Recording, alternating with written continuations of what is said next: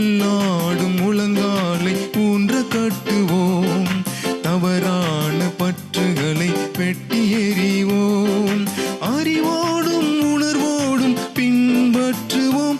இனி உளமாற இயேசுவில் நாம் அன்பு கூறுவோம். அறிவோடும் உணர்வோடும் பின்பற்றுவோம். இனி உளமாற இயேசுவில் நாம் அன்பு கூறுவோம்.